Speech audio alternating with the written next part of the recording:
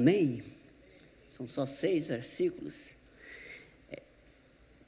Diz assim o Salmo 13: Até quando, Senhor, esquecer-te-ás de mim para sempre?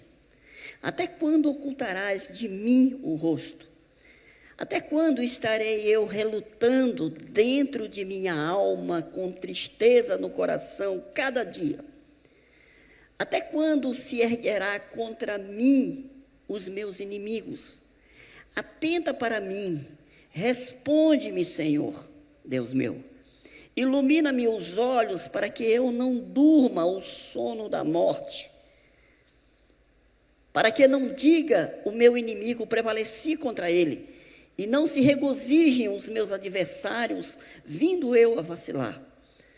No tocante a mim, confio na tua graça. Regozije-se o meu coração na tua salvação. Cantarei ao Senhor, porquanto me tens feito muito bem. Amém? Feche seus olhos, vamos orar mais uma vez. Senhor, nós te damos graça por tudo que já vivemos nesse dia, pela adoração, pelas ofertas, por cada momento na tua presença. Como são preciosos, Pai, como é bom te servir, como é bom estar na tua presença, Senhor. E essa manhã nós queremos conhecer um pouco mais de ti, nós queremos clamar, na verdade, pela tua presença nesse lugar, pela ação do teu Espírito, falando conosco através da tua palavra. No nome de Jesus, assim nós oramos. Amém. Eu queria essa manhã conversar com você sobre um momento em nossas vidas em que a gente tem a percepção de que Deus não está conosco, de que nós estamos sozinhos. Aqui nós vemos o salmista Davi, ele se mostra impaciente com o aparentemente silêncio de Deus. É uma oração em forma de desabafo.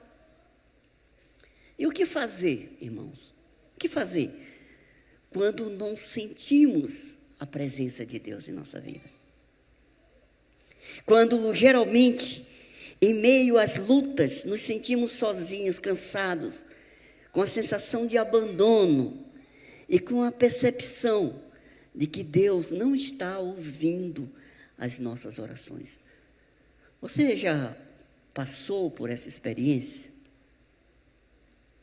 Vamos levantar. Você já passou por essa experiência, irmão? Isso é mais comum do que a gente imagina, né? A gente, na nossa vida, na nossa caminhada cristã, em um determinado momento, a gente se sente como se estivesse só, como se Deus não estivesse ouvindo as nossas orações, como se Deus não estivesse presente, como se Deus não estivesse vendo o nosso sofrimento, a nossa dor. Quantos de nós, por anos, não oramos por determinada causa? Às vezes a nossa oração se torna até repetitiva, porque a gente ora por determinada causa e a sensação que a gente tem é que o céu está de bronze, a nossa oração ela não está passando do teto, Deus não está ouvindo, e nesse momento há um vazio dentro de nós, e isso cria dúvida na nossa fé. Será que Deus realmente se importa comigo? Será que Deus se importa com o meu sofrimento, com a minha dor? Porque a impressão que nós temos é que Deus não está agindo, que Deus não está presente, que Deus não nos ama. A Bíblia, ela descreve em alguns momentos em que há um silêncio de Deus. Por exemplo, os israelitas, eles estavam escravizados no Egito. A Bíblia diz que no final do livro de Gênesis, acontece aquela história com José. José leva seus familiares para o Egito, lá eles compram um pedaço de terra e eles começam a habitar ali. E ali se passa 400 anos, aquele povo ali, há uma multiplicação muito grande. Faraó tem medo de eles se multiplicarem e dominarem os egípcios. Então ele usa algumas estratégias para barrar o crescimento do povo de Deus. Mas a Bíblia diz que há um momento em que o sofrimento está tanto do seu povo que ele ora. E Deus, ele ouve a oração do seu povo. Quando você abre a sua Bíblia em Êxodo, capítulo 2, verso 24 e 25, a Bíblia vai dizer: ouvindo Deus o seu gemido, lembrou-se da sua aliança com Abraão, com Isaque e com Jacó, viu Deus os filhos de Israel e atentou para a sua condição. Depois de um período bastante longo, Deus ouve a oração do seu povo, mas isso de forma nenhuma significa que Deus tinha se esquecido do seu povo. Quando o faraó tentou barrar o crescimento, Deus usou até as parteiras para evitar que isso acontecesse. Ou seja, Deus não estava manifesto de uma forma presente, mas Ele estava trabalhando pelo seu povo. E quando esse povo estava sofrendo, ele teve compaixão do sofrimento daquele povo e ele começa a levantar Moisés como instrumento nas suas mãos para libertar o seu povo. Então, enquanto o povo estava sendo escravizado por Faraó, Deus está trabalhando em silêncio. Ele está agindo e criando uma nova situação. Ele está levantando um homem para libertar o seu povo. Nos bastidores, Deus está trabalhando, preparando Moisés para libertar o seu povo. Quando você termina de ler o Antigo Testamento, no último livro é o livro de Malaquias, você vira a sua página, você vai iniciar o Novo Testamento, o Evangelho de Mateus.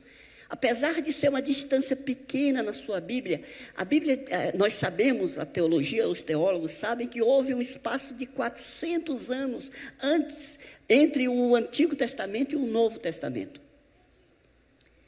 Esse tempo é descrito na Bíblia como um período intertestamentário. 400 anos, e é tido como o tempo do silêncio de Deus. Nessa época não houve, nesses 400 anos, não houve profecia, não houve movimentações visíveis da presença, da manifestação de Deus, mas isso não significa que Deus não estava trabalhando. Quando você ler a sua Bíblia no livro de Gálatas, capítulo 4, verso 4 e 5, diz assim: vindo, porém, a plenitude do tempo, Deus enviou seu Filho, nascido de mulher, nascido sobre a lei, para resgatar os que estavam sobre a lei, a fim de que recebêssemos a adoção de filhos. O texto vai dizer que houve um tempo, a plenitude de Deus, a plenitude do tempo, o kairós de Deus, o tempo de Deus. Ou seja, nos 400 anos, Deus estava preparando a humanidade para a vinda do Messias. Deus estava em silêncio, mas Ele estava trabalhando. Nós não sabemos em que circunstâncias Davi escreveu esse salmo. A Bíblia não explica, mas provavelmente ele escreveu esse salmo em forma de oração em um momento difícil da sua vida. E nessa oração, nesse salmo, em forma de canto, ele pergunta 4 vezes a Deus: até quando? Até quando, Senhor? Até quando? Até quando? É um desabafo. Ele está derramando a sua indignação diante de Deus. Ele não está ordenando a Deus que faça alguma coisa, mas ele está questionando o silêncio de Deus. Até quando? E a pergunta hoje, a sua pergunta, a nossa pergunta é: o que fazer diante do aparente silêncio de Deus? O que fazer no momento da minha vida em que eu tenho a percepção de que Deus não está comigo. Eu estou vivendo grandes lutas na minha vida. E eu tenho aquela percepção de que eu estou sozinho, que não vai acontecendo nada, que Deus não está ouvindo minha oração, que Ele não vai atender, que Ele não me ama, que Ele resolveu se afastar de mim e Ele não está vendo o meu clamor. O que fazer nesse momento? Porque, irmãos, a nossa vida, ela não acontece num parque de diversão. Não. A nossa vida é cheia de lutas, de perdas, de decepções, de perseguições. A vida do cristão, ela é para ser assim. No dia que você entregou a sua vida para Jesus, você declarou guerra ao inferno. E você acha mesmo que o inferno ia ficar de braços cruzados diante da sua decisão? Você acha que o inferno vai ficar tranquilo enquanto você está sendo instrumento de Deus para a sua família, para alcançar vidas? Você acha que o Satanás está contente pela aliança que você fez com Deus? Portanto, meu irmão, minha irmã, a nossa vida é cheia de lutas, cheia de sofrimentos. Eu não sei o que você está vivendo na sua vida, mas eu queria dizer que esta palavra de Deus para a sua vida é para você que está incomodado e vivendo essa situação na sua vida, de incerteza, de que você está só, de que Deus não está vendo o seu problema, de que Deus não se importa com a sua dor. E às vezes você já não tem nem ânimo para orar, porque você entende que a sua oração não vai resolver, porque eu já orei tanto.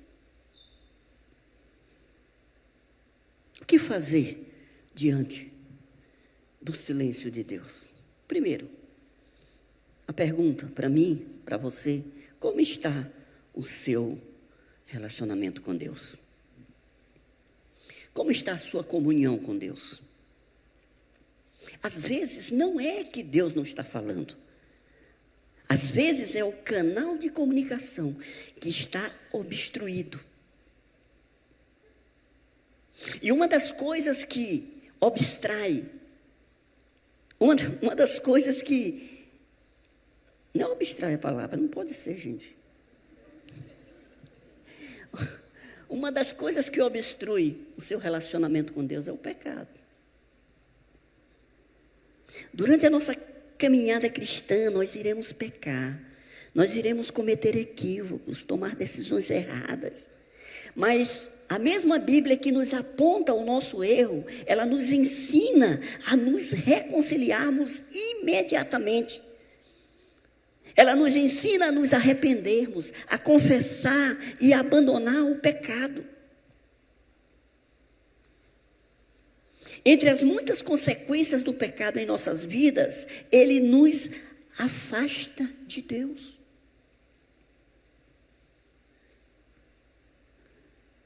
Eu sempre preciso estar fazendo uma reflexão sobre a minha vida.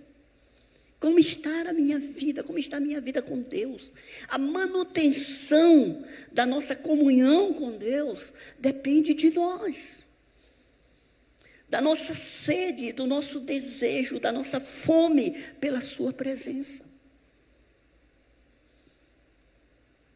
Quando nós estamos enfermos, uma das coisas que acontece frequentemente conosco é que a gente perde a vontade de comer. E muitas vezes na nossa vida nós perdemos a vontade de comer. As coisas espirituais, perdemos a vontade de ler a Bíblia, de ter uma vida de oração, de comunhão com Deus. E nos tornamos uma presa fácil para o nosso inimigo. Como é que está, meu irmão e minha irmã, o teu relacionamento com Deus? a tua intimidade com Deus? Qual o tempo da sua vida você consagra a Deus? Você diz: Deus, esse tempo é para ti. Eu quero falar, mas eu quero ouvir também. Porque o relacionamento com Deus não consiste em apenas falar. Às vezes nós temos uma lista de necessidades e a gente chega diante de Deus: eu quero isso, isso, isso, isso, isso, isso, amém. Mas será que é só isso?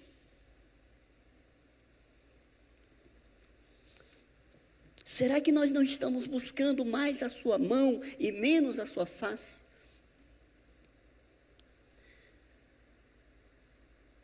Isaías 59, verso 1 e 2.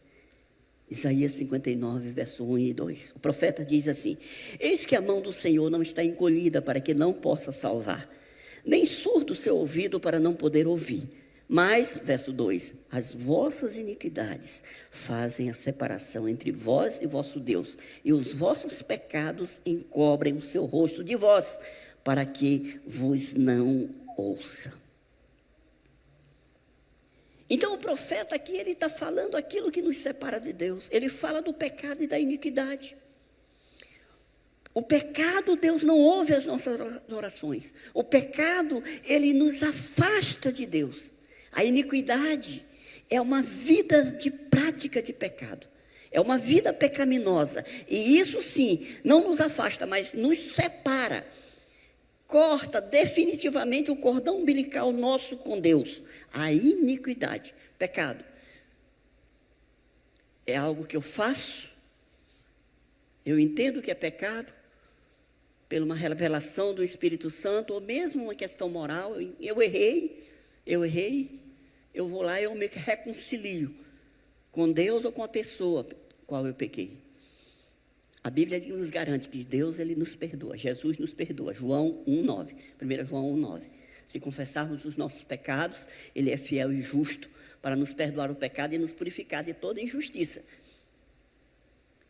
Então, o pecado na vida de um crente, irmãos, é para ser um acidente.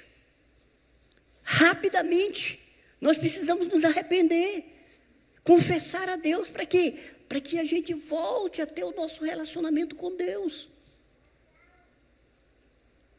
Então, a principal causa do pecado é que ela nos afasta de Deus. Mas existe a iniquidade. O que é iniquidade? É um pecado repetitivo. É uma vida pecaminosa. É quando você não discerne mais o pecado. É quando o seu coração está tão endurecido que você não consegue discernir o que é certo ou o que é errado diante de Deus. Então você continua cometendo os mesmos pecados, os mesmos erros. Isso chama-se iniquidade. E isso nos separa de Deus. O salmista Davi, ele sabia a gravidade do pecado na vida dele. Ele viveu isso. Davi viveu isso. Davi viveu o sofrimento por causa do pecado. E o próprio Davi, ele orou no Salmo 139, versículo 24. Versículo 23, ele diz assim: sonda-me, Senhor. Versículo 24, ele diz: vê se há em mim algum caminho mau e guia-me pelo caminho eterno. Davi, ele entendia a tragédia que era ele viveu uma vida distante de Deus. Ele diz lá no Salmo 51, que enquanto ele escondeu o pecado dele, a transgressão dele, o adultério, a morte, o assassinato de Urias, enquanto ele encobriu, ele sofreu na pele as consequências do pecado. Então, o Salmo 51 é uma oração de arrependimento, onde ele mostra a dor e o estrago que o pecado ele faz na vida de uma pessoa. Por isso nós precisamos estar sempre nos examinando diante de Deus e diante das pessoas. Para quê? Para que a gente se reconcilie rapidamente. Você tem uma chave na sua mão. Você foi perdoado. Você precisa valorizar isso. Nós estávamos condenados para ir para o inferno, mas Jesus nos perdoou, Deus nos perdoou, Jesus pagou o preço pelo nosso pecado. Nós não temos o direito de negar perdão a quem quer que seja. Nós não temos o direito de ferir ninguém, porque isso é contra o padrão, os princípios, os valores de Deus. Então esse pecado, no momento em que ele é entendido como se fosse um erro do alvo, você cometeu um equívoco, isso é normal. Quem ainda não pecou hoje? Quem ainda não pecou hoje?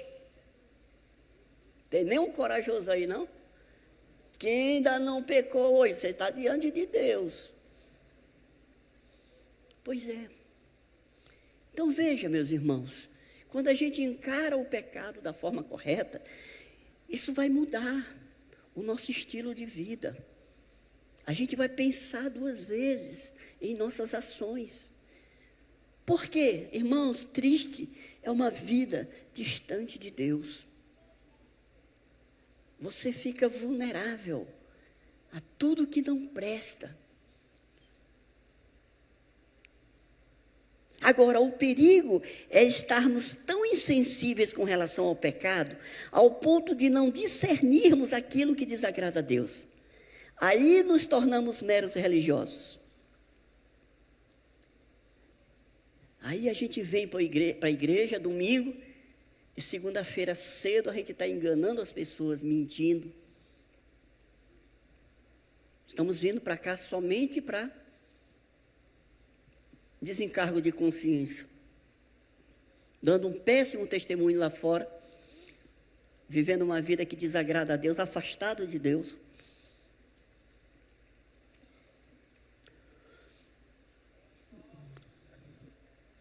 É o Espírito Santo operando em nós que pode nos advertir quanto ao pecado antes e depois de cometido. É o Espírito Santo que nos mostra, irmãos. Se você tem o Espírito Santo de Deus, você vai ter sempre um sinal amarelo diante de você no momento em que você está prestes a pecar. Você avança se você quiser. Você tem liberdade para fazer isso. Mas o pecado sempre traz consequências. O pecado trouxe consequências terríveis na vida de Davi. Um pecado de adultério, um pecado de assassinato, trouxe a espada de Deus para dentro da sua casa. 2 Samuel capítulo 12, verso 10. Natã diz assim para Davi: agora, pois, não se apartará a espada jamais da tua casa.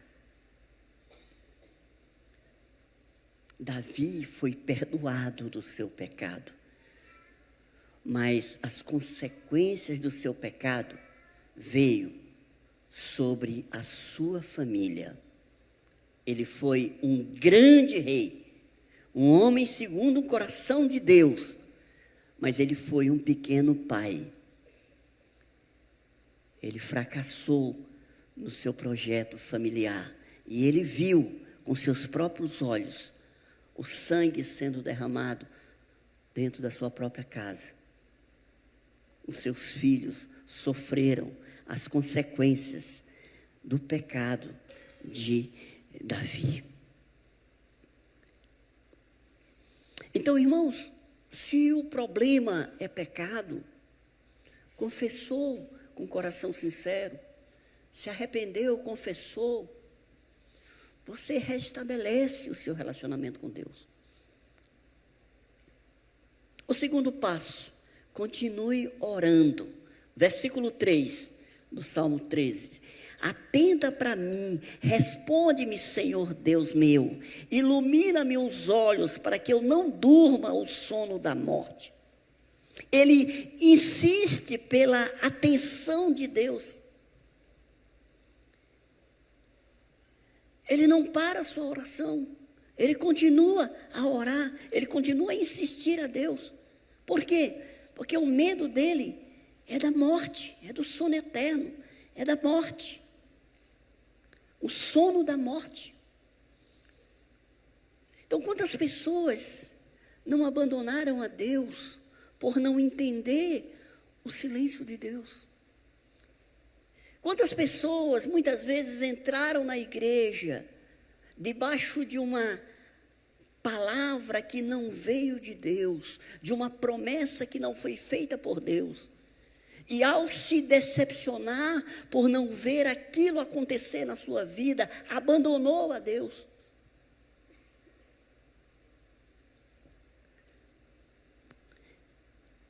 Então Davi está dizendo: ilumina meus olhos, para que eu não durma o sono da morte. Me faz entender que o teu silêncio não significa necessariamente a tua ausência. Me faz ser perseverante diante da tribulação. Me ajuda para que eu não morra espiritualmente, para que eu não apostate da fé. Às vezes, irmãos, o silêncio de Deus é uma resposta. Muitas vezes o silêncio de Deus, para mim e para você, é uma resposta. Quantos de nós não se lembra dos nossos pais? Às vezes eu não sei você, aconteceu muito comigo, eu ainda lembro a afeição da minha mãe, principalmente. Você pediu uma coisa uma vez, ela dizia não. Você pedia a segunda, ela dizia não. Na terceira você pedia, ela te olhava assim. Era preciso falar alguma coisa? Não. O olhar dela já falava.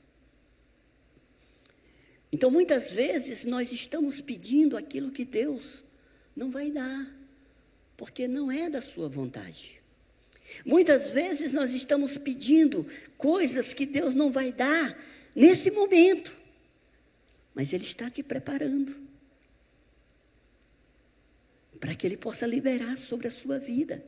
Então, filhos criados em um ambiente permissivo, sem limites, têm dificuldades em aceitar um não, em aceitar o espera de Deus.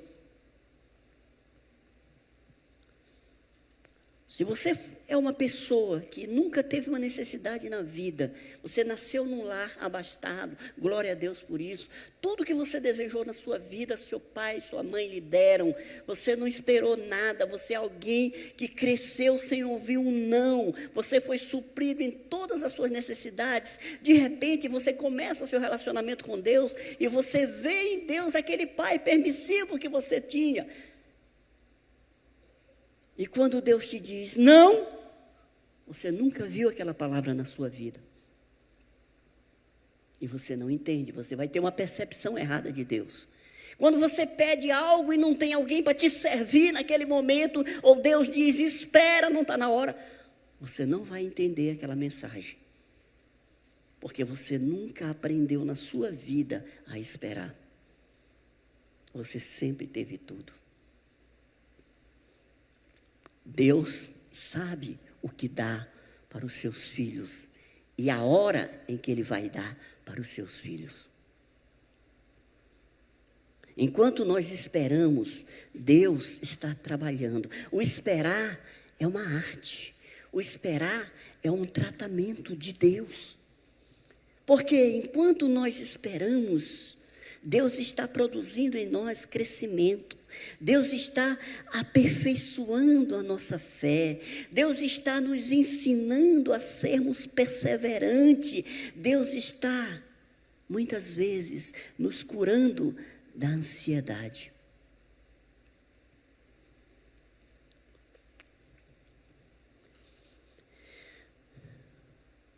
O silêncio de Deus, muitas vezes, é instrutivo para nós. Nos ensina muito. Nos ensina, por exemplo, a sermos perseverantes. Romanos capítulo 12, verso 2. Romanos capítulo 12, verso 12 diz assim: regozijai-vos na esperança, sede pacientes na tribulação, na oração perseverantes. Ou seja, continue orando. Não desista de orar, seja perseverante na oração, mesmo que você não esteja vendo com seus olhos o agir de Deus. Mas Deus está trabalhando.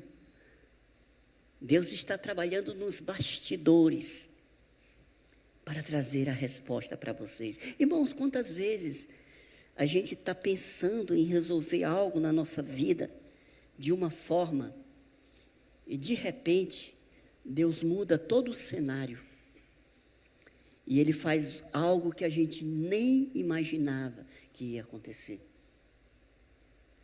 Por quê? Porque Ele tem a capacidade de trabalhar. Ele sabe o que é melhor para mim e para você. Ele sabe a hora que Ele deve abrir as portas para mim e para você. A oração também, ela destrói fortalezas, prisões espirituais. Então, nós precisamos batalhar também espiritualmente por aquilo que nós cremos. A oração, nós estamos nesse tempo falando sobre oração. A oração, ela precisa estar presente na vida do crente, irmão. É oração de gratidão, é batalha espiritual. Tem momentos que você precisa batalhar. Porque você está lutando contra inimigos que você não conhece, inimigos invisíveis, espirituais. Você não está vendo nada acontecer, mas Deus está trabalhando, Deus está fazendo.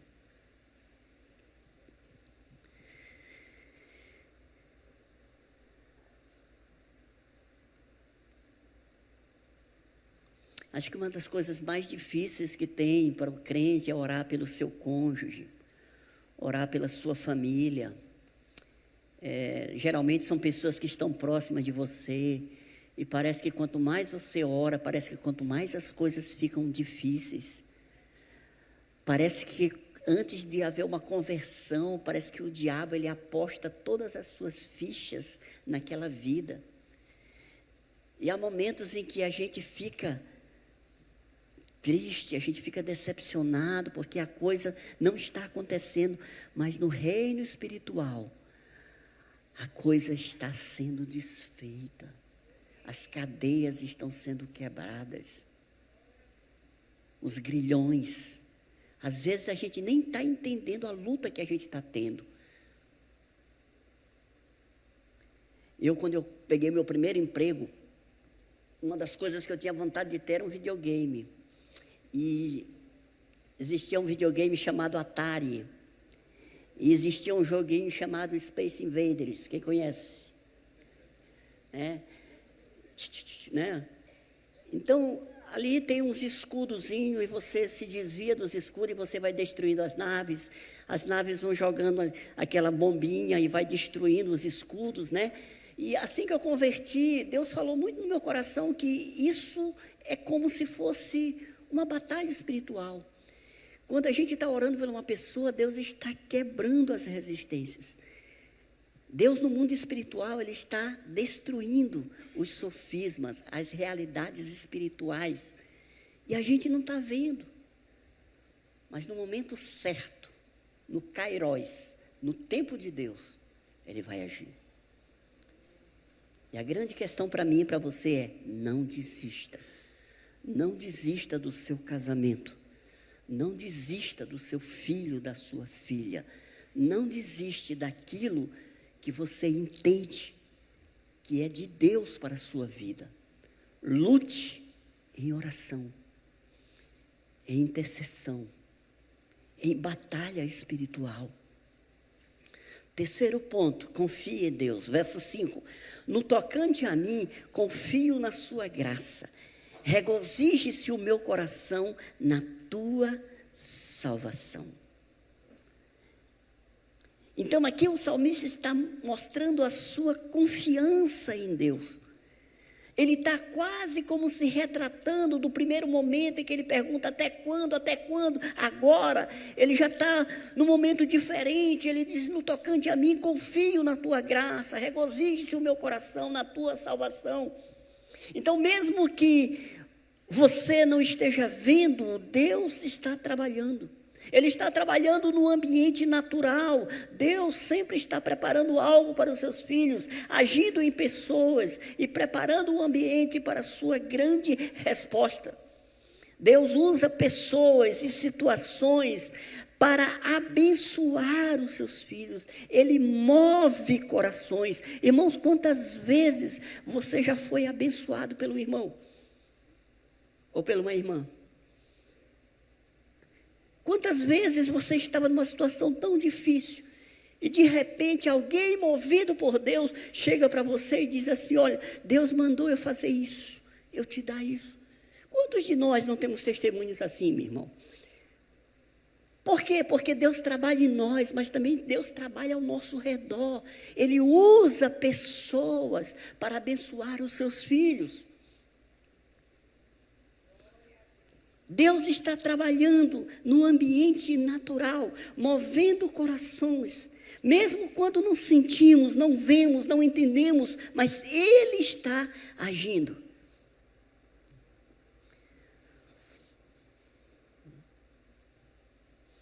Aqui a gente não vê muito isso, mas, gente, a gente vai para o interior, nesses lugares bem simplesinho. É muito comum a gente ver a história dos irmãos, eu já ouvi muitas. O irmão dizia assim: olha, eu amanheci o dia, não tinha nada. Eu orei e esperei. Antes do almoço, chegou um irmão e disse: irmão, eu vim trazer isso aqui para você que Deus mandou. O alimento. Então Deus age assim. Deus também usa os seus filhos. Deus usa, às vezes, até o ímpio para abençoar o filho.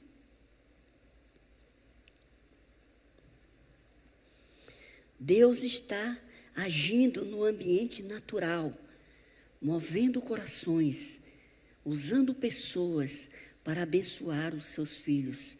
Mas Ele age também no reino espiritual. Ataques espirituais são lançados para destruir as nossas vidas, o nosso casamento, a nossa família. Setas malignas lançadas para destruir a nossa fé. Armadilhas são desfeitas por Deus sem nem percebermos.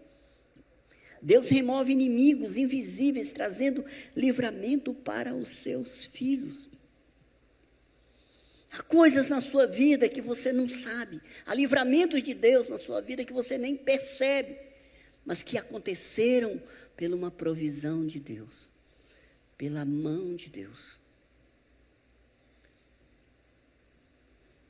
Ataques contra o seu filho, contra o seu casamento, contra a sua família. Armadilhas desfeitas por Deus, que talvez você nem viu. Livramentos de acidentes. É Deus agindo. É Deus trabalhando no reino espiritual. A Bíblia diz que Ele acampa os seus anjos ao redor daqueles que o temem e os livra do mal. O anjo do Senhor acampa ao redor dos que o temem e os livra do mal.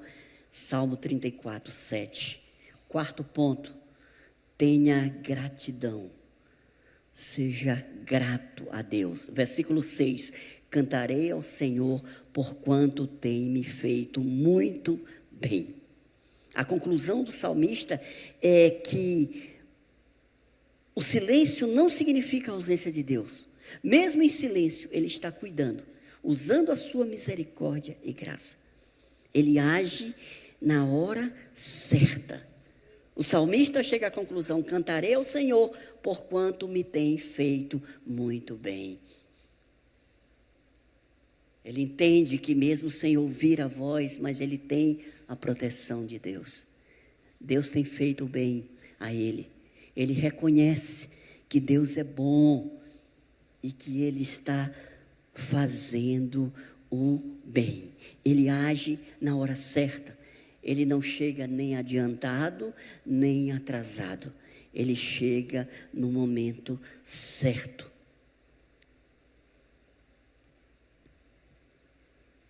Foi assim com as irmãs de Lázaro, Maria e Marta.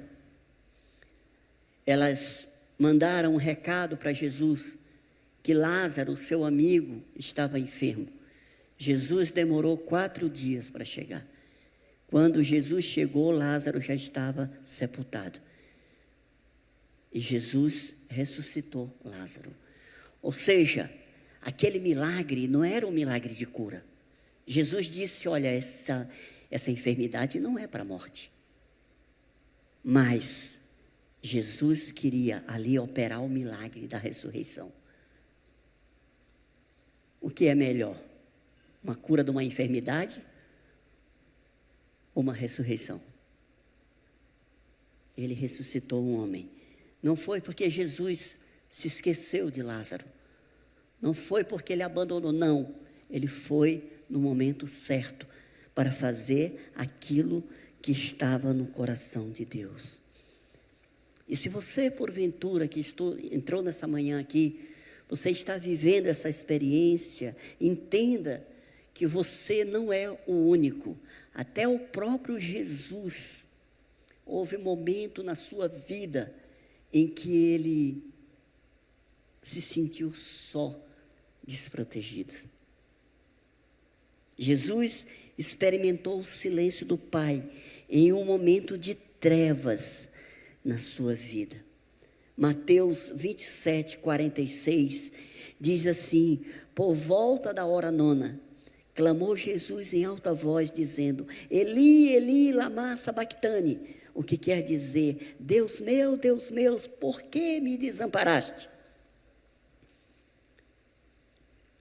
Jesus, o Filho de Deus, ele passou pela experiência da dor e do sofrimento e da percepção de que ele estava sozinho. No momento da cruz, no momento de maior sofrimento da sua vida aqui na terra, Jesus estava experimentando a dor, o abandono e desespero que resultou do derramamento da ira divina sobre ele em decorrência dos nossos pecados. No momento de maior dor de Jesus, ele estava sofrendo porque sobre ele veio toda a carga de pecado que existia em mim e em você. A justiça de Deus pelo pecado veio sobre ele em forma de dor. E no momento de sofrimento, ele clama aqui: Eli, Eli, lama sabachthani, que quer dizer: Deus meu, por que me desamparaste? Ele estava fazendo aquilo, era um ato voluntário de amor por nós. Então, se ele experimentou isso, e você está experimentando isso, você não está sozinho. Amém? Foi no momento mais glorioso que existiu, a morte de Jesus na cruz do Calvário. E nesse momento foi um momento de dor, de sofrimento, em que ele teve a percepção de que estava desamparado. Mas isso agradou o coração de Deus. Por quê? Porque o resultado da morte de Jesus é que eu e você estamos aqui essa manhã. Ele morreu por nós. Ele sofreu a ausência do Pai por amor a nós. A dor de se sentir sozinho, abandonado, desprezado. E quando ele fez isso, ele fez de forma voluntária, por amor a nós. Ele deu a sua própria vida para que a gente tivesse a oportunidade de vivermos a eternidade com ele. Amém? Queria convidar você a ficar de pé.